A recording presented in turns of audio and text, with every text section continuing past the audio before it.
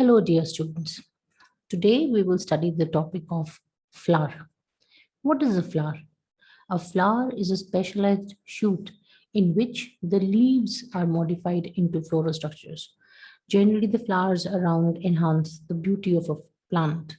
They are having pretty colors, they attract insects for pollination, they overall increase the natural beauty of a plant. You need to study the parts of a flower. What are the various parts of a flower? The flower has various structures. First of all, the stalk of a flower, where the flower is present, that stalk is called as the pedicel. The swollen part of this pedicel is called receptacle or thalamus. It is here that the floral structures are present. The floral structures are the layers which are present in a flower. So there are four floral structures: the calyx, corolla, the androecium, and the gynoecium. The calyx is the green part, the sepals. The corolla generally happens to be the colored part of a flower. The androecium has the anther filament and represents the male part, and the gynoecium is the female part with the stigma, style, and ovary. Now, before you proceed further, you need to know these two terms, a pedicellate and a sessile flower. A flower which has a pedicel, that means the stalk of the flower, will be called as a pedicellate flower. For example, hibiscus or China rose. Whereas a flower which does not have a pedicel will be called as a sessile flower. For example, pomegranate, wood lily, these flowers don't have any pedicel, so they are called as sessile flowers. Now we come back to the four floral whorls. So I told you the first floral whorl is external, sepals. Individual units are called as calyx. The second whorl is the brightly colored, generally brightly colored petals. Third whorl is the male part. And the fourth whorl is of carpels. So the four floral whorls. First one is the calyx, collectively the sepals, which are collectively called as the calyx. The second whorl is the petals, which are collectively called as corolla. Third whorl is the stamens. They are represented with this symbol. This represents the male part, the androecium. The fourth whorl is this symbol, that is the carpus. This is the female symbol, gynoecium. So collectively, they form the four whorls of a flower. They are present on a swollen receptacle or thalamus. Now, of these four whorls, two whorls have a role to play in sexual reproduction, whereas the other two whorls have only a function or a role in attracting agents of pollination or protecting a flower in a bud condition. So the ones which are involved in sexual reproduction are the inner two whorls. That means the stamens and the pistil or the carpel. They are called as the essential whorls of a flower. Whereas the other two, the petals and the sepals, they are either meant to attract agents of pollination when they're brightly colored, or they protect the flower in the bud condition. When the flower is closed, the sepals enclose the inner whorls inside. They are green in color, they perform the process of photosynthesis. So these two otherwise have no role in sexual reproduction. So they are called as the non-essential whorls of a flower. Then comes the two terms complete and incomplete flower. A flower in which all four floral whorls are there, essential, non-essential, is called as a complete flower. Whereas a flower in which any one of the floral whorl is missing, either essential or non-essential, that flower is called as an incomplete flower. Okay, so the flower in which you have the calyx, corolla, androecium, gynoecium is a complete flower. But a flower in which either one of the words, calyx, corolla, androecium, gynoecium, is missing is called as an incomplete flower. Now, sometimes in certain flowers, the sepals and petals are indistinct. Then we don't call them as calyx and corolla, but rather we use a collective term for them. It's called perianth. Individually, they are called as tepals, TE, P-A-L-S. Instead of sepals and petals, we call them as tepals, but they are indistinct, so we use the word perianth for them. As you can see here, the sepals and petals have the same coloration. It's very difficult to distinguish between them, so we call them as perianth. For example, in case of tulip. Now, in case of tulip, you cannot make out whether it's a sepal or a petal you're talking about. So the word tepal is used for it. Collectively, tepals are called as perianth. If tepals are non-green, we call them as petaloid tepals or petaloid perianth. If tepals are green, we call them as sepaloid perianth. That means they are green like the sepals. So the perianth or the tepals can be green, can be non-green. So depending upon their coloration, they're called as sepaloid or petaloid. Then comes one more term called as bract. Now, what is a bract? You all must have seen bougainvillea. Bougainvillea, we imagine that the entire pink, red, yellow, violet which you are seeing would be the flower. The actual flower is present inside. There are 3 flowers present in 3 different bracts. The outer colored part which you assume to be the flower is actually a structure called as a bract. What is a bract? A bract is a leaf-like structure in the axil of which a flower arises. The actual flower is in the middle, but it's too small, inconspicuous, or not brightly colored. It will not be able to attract insects. It will not be able to attract agents of pollination. So what has the plant adapted? How has the plant adapted? It has modified its leaf-like structure, changed it into brightly colored part. This is called as a bract. So this pink structure here is a bract. This red structure here for anthurium, this is a bract. So here, these are the tiny flowers. This part is the bract. So the bract is basically the leaf-like structure in the axil of which a flower arises. And the very common example for this is bougainvillea. This is bougainvillea. Here, these are bougainvillea. Then comes the next key term, nectary. What is a nectary? Now, certain flowers, they produce a sweet, fragrant liquid to attract agents of pollination. So this liquid is present in special cells, produced by special cells. Those cells are called as nectaries. So you can see these nectaries are present here. They are present at the base of a flower or at the base of the petals. They produce this liquid so that when the agents of pollination come to pick up the nectar, their bodies brush against the anther and the pollen grains stick onto their bodies. Now, when they go from one flower to another flower, the pollens are carried along with them. So they bring about the process of pollination. So pollinators are attracted to flowers either by their color or by their nectar. So whatever the method, the agents of pollination are attracted to various flowers. Each flower has its own way in which the agents of pollination are attracted, whether the flower has a color or whether the flower has a nectar. But once the insects or the birds or the animals come, the body gets covered with pollen grains.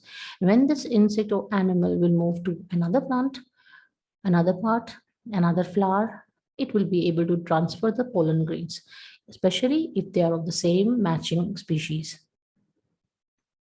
Then comes nasturtium. Now, nasturtium is a flower which has the largest nectaries.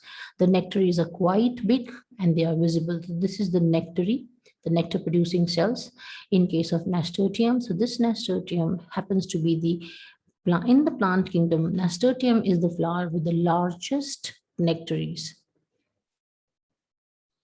Now, when you are covering all these terms, you need to cover the term sexuality in flowers. Now, a flower, I told you, an incomplete flower may have either essential whorls or non-essential whorls. Sometimes in certain flowers, one of the essential whorl is missing. That means either it will have the androecium or it will have the gynoecium. It doesn't have both. In such cases, the flower can be a female flower or the flower can be a male flower. Okay, it can be a male or a female flower. Now, such flowers have special terms for them. We call them as staminate or pistillate flowers. A very common example for them is papaya. Staminate flowers are those flowers in which only the male part is there. The female part is missing. Staminate word comes from stamen, so they only have stamen. The pistil or the carpel is missing in them. But in case of pistillate flowers, they only have the pistils. The male part is missing in them. So in either case, they are incomplete flowers, staminate or pistillate. And one common example for all of you to remember is papaya. Now, a complete flower is also called as an hermaphrodite flower, especially which has all the floral whorls. That will be a complete flower. It is called as a hermaphrodite or a bisexual flower if it has both the male and the female part. That means androecium and gynoecium both. So a complete or a hermaphrodite flower will be that which has all four floral whorls, plus it has the essential whorls of androecium and gynoecium both. Any such flower which has all four floral whorls will be complete, and any flower which has both the male and female part will be called as a hermaphrodite flower. A flower which, on the other hand, has no male or female part, has no reproductive structure, will be called as a neuter flower. A neuter flower is a flower in which essential whorls of androecium, gynoecium are missing. For example, the ray florets of sunflower. Ray floret is the part of sunflower which is having a single leaf-like structure, a single petal present on it. Generally, it's bright yellow in color. The ray florets of sunflower have a small pistil, but it is non-functional. So we call them as neuter flowers. In the middle, you have the male and the female parts. So a sunflower is actually an inflorescence. These are the ray florets. These are one single flower. Then you are having the male and the female part. So here, in case of sunflower, the ray florets are example of neuter flowers. And these are the staminate and the pistillate disc florets. Then comes the term for sepals. Now, sepals can be present in two different ways. Either the sepals can be free or the sepals can be united. If the sepals are free, we use the word polysepalous. That means sepals are free. If, on the other hand, the sepals are united or fused like a funnel or a particular shape they acquire, then the word used for them is gamosepalous. So polysepalous, for example, in case of rose, gamosepalous, for example, in case of hibiscus. So you have the sepals free or sepals united, poly for free and gamo for fused. So you have the polysepalous condition. In case of rose, you can see the sepals are all free and they arise from the receptacle or thalamus. Now, when you're doing the sepals, in case of hibiscus or China rose, there is a separate whorl before calyx. They have additional whorl of calyx. They have a separate whorl of calyx. That is called as epicalyx. The individual units of epicalyx are called as episepals. Just like individual units of sepals collectively form a calyx. Just in a similar manner, you have individual units of episepals forming epicalyx. So epicalyx is a free whorl, a second whorl of calyx present in certain flowers. And the common example for us is hibiscus or China rose. Now, the gamosepalous condition, as I told you, when the sepals are fused, this is found in flowers of petunia. You can find it in shoe flower or hibiscus or China rose, and it is also found in petunia. Now, when you are doing all this, it requires to mention about gulmohar. Gulmohar is a common roadside plant in our country. It is also called as flame of the forest. During the summer season, it gets covered with, in the spring season, it gets covered with beautiful red colored flowers. And these flowers have a very unique quality. The sepals in them are brightly red. They are green outside, but they're red inside. So here the word we use for them is aparian. You already did. The sepals are, since they are green outside, we call them as petaloid sepals. Petaloid perianth or petaloid sepals. These sepals are all red inside, scarlet red, due to which the entire tree is given the name of flame of the forest. Now, just like you did the sepals, same way we have another term for petals also, or corolla also. The petals may be free or the petals may be fused. So when the petals are free, the word used is gamopetalous. When, the word used is polypetalous. And when they are fused, the word used is gamopetalous. So polypetalous, when the petals are all free, for example, in mustard, in carnation. But in case of gamopetalous, like trumpet flower, like railway creeper, so there the petals are all fused, they form a tube-like structure. That is gamopetalous condition. Then we have the double whorls of petals. There are flowers displaying various conditions. We are only going to cover a few of them. Some flowers have a double whorl of petals. This double whorl of petals can be seen very clearly in the poppy flower. The poppy flower has one inner whorl here and another outer whorl outside. So this double whorl of petals is found in poppy. The water lily, on the other hand, displays a spiral arrangement of petals. If you see, the spiral moves outwards, spreading here, and we can see the spiral arrangement of petals in case of water lily. Now, so for petals, we did the same condition like we did it for sepals. If the petals are free, we use the word polypetalous. If the petals are fused, we use the word gamopetalous. Just like we had done for sepals. If the sepals are free, polysepalous. If they are fused, gamosepalous. So here we are having the condition gamopetalous.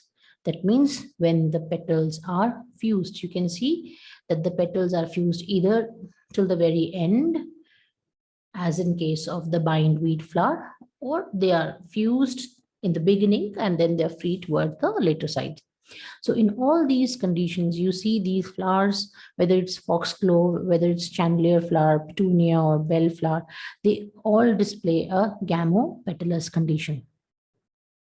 On the other hand, these flowers, like the Indian blanket flower, the marigold, rose, coneflower, frangipani, blue daisies, they all display a polypetalous condition. The petals are all free. Now, next comes the third whorl of stamens, the male reproductive part. Stamen has two parts, anther and filament. The anther can be variously shaped. The filament is the tube which attaches the anther and makes it available outside. Now, as the agents of pollination come, the anther will dust the pollen grains onto the body of that insect or agent of pollination. When that insect will move to another flower, the pollen grains will be transferred. So this is the pistil, which is the innermost or the fourth whorl. The pistil can have various shapes. The pistil can be feathery, it can be pointed, it can be glandular, it can be hairy, it can be sticky. But the primary purpose of the pistil is to attract, to provide a landing place for the pollen grains. Once the pollen grains are transferred by the agents of pollination, they have to fall onto the stigma part of the pistil. So stigma of the pistil can be of various shapes, providing the landing place for the pollen grains. The pistil has three parts, the stigma, style, and the ovary. So stigma allows for these pollen grains to be transferred. and attach on. Now, once mature, the anther ruptures, showing 4 pollen sacs inside. These pollen grains are released. If you see their microscopic structures, they are pointed structures. All of them, the moment they find any surface to stick onto, they attach over there, and then they are transferred to the same species. If the transfer takes place, then the process of pollination is successful. Fertilization will be carried out. If not, then the pollen grains disintegrate after some time. So once the agents of pollination come, so here you are seeing honeybees. When they visit one flower and move to the next flower in search of nectar, their entire body gets covered with pollen grains. You can see how millions of pollen grains must be attached onto their body. If they're moving to the required same genus, same species, then yes, the process of pollination will be complete. The pollen grains will be transferred, and then pollination has taken place. Pollen grain from one flower has been transferred to the stigma of another flower, and the process of pollination is done. Thereafter, only fertilization will take place. Now, the stamens, as you have seen, have got 2 parts, anther and filament. But these stamens are found in 4 different ways. The stamens may be all free. Okay, all of them may be free, like in this case. All stamens arise freely from the receptacle. That condition is called as polyandrous. The stamens may form a tube, a staminal tube. Their anthers may be free, which is called as monadelphous. Or the stamens may be fused in 2 units, one staminal tube, one stamen free, as in case of sweet pea. This is called as di, means 2, adelphous, 2 fused conditions. Or the stamens may be fused in many bunches. This is called as polyadelphous. So stamens may display these 4 conditions. Polyandrous, all are free. Monadelphous, one single staminal tube is formed, anthers are free. Diadelphous, 2 staminal tubes are formed and the anthers are free. Polyadelphous, many staminal tubes or many bunches of fused stamens are there. So we have polyandrous condition when all stamens are free. As you can see in all of them, the stamens arise freely from the base or the receptacle of the flower. We have monadelphous condition like in hibiscus and cotton. In hibiscus, you can see here the stamens have formed a staminal tube. That staminal tube comes to the surface where all the anthers, they are free. In the middle, you are seeing the female part. This is the stigma of the ovary. Ovary is the style, this is the stigma part of the carpel inside. Now this what you're seeing is the cotton flower, the common cotton flower, again monadelphous condition. So the stamens are fused and forming one staminal tube. Now this is diadelphous. It is found in case of sweet pea. This is the sweet pea flower. Here the stamens are fused in 2 units. One unit forming one staminal tube, another stamen arises freely. All of them form one staminal tube, and in the top, at the top here, the stamens are all free. This is called as diadelphous condition. Then comes the polyadelphous condition. Polyadelphous is found in case of bombax. Here, the stamens are fused in many units and they are found in many such distinct bunches of fused stamens. That condition is called as polyadelphous. Poly means many, adelphous is fused. So many fused units of stamens are found. Next is the last whorl of a flower, that's the ovary or the pistil. The ovary or the pistil, the ovary part is the structure of the pistil, which is having the ovules inside. Here it is the style and this part is the stigma. Now for the ovary, you need to remember that the ovary after fertilization process is over will change into the fruit. The ovules will change into the seeds and the stigma and the style will wither off. The ovary, after ripening, changes into the fruit, and the ovules change into the seeds.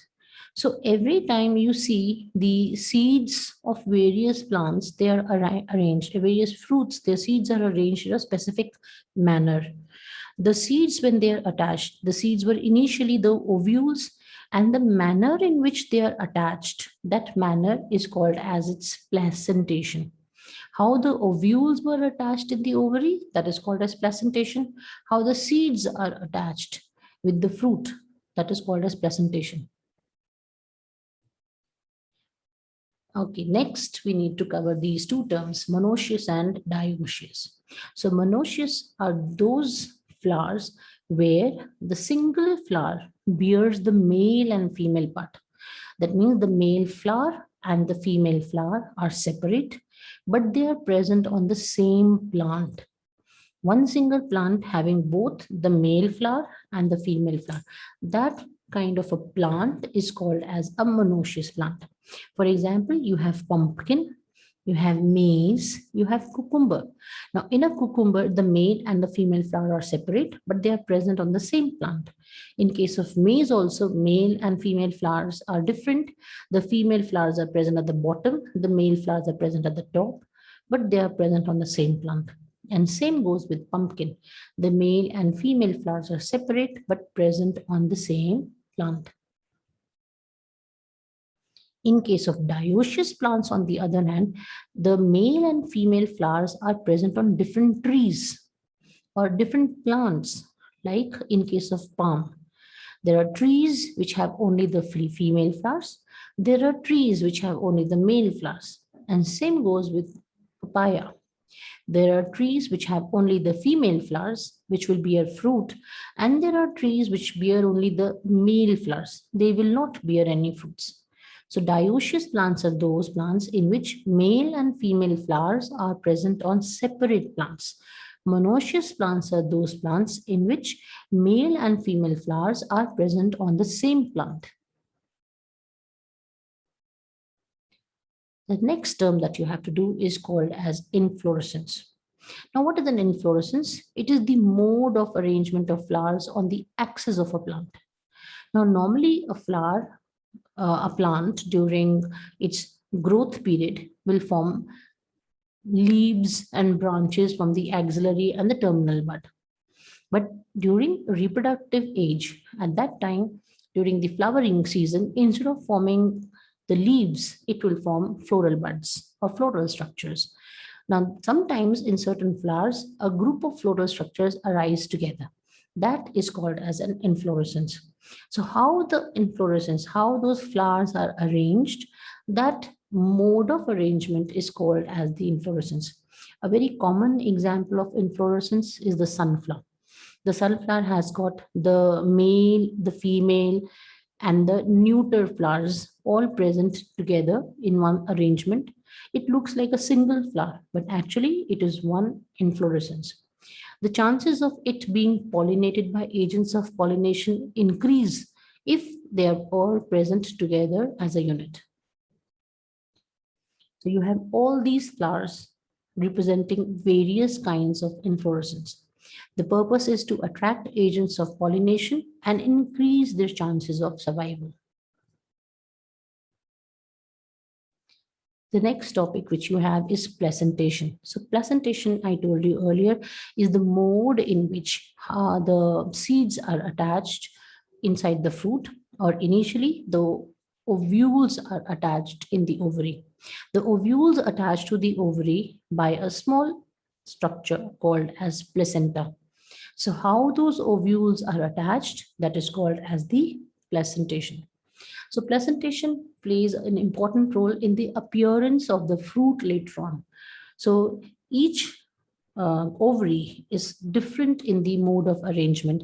That is why when you cut open a fruit, the arrangement of the seeds inside will be variable. It depends upon the manner and the arrangement of the ovules inside in the ovary wall. So with this, we have reached the end of this topic of the flower. So all the key terms which are required in this chapter for the general study have been covered here. Hopefully, you have understood them all. Wish you all the best. Thank you very much and God bless you all.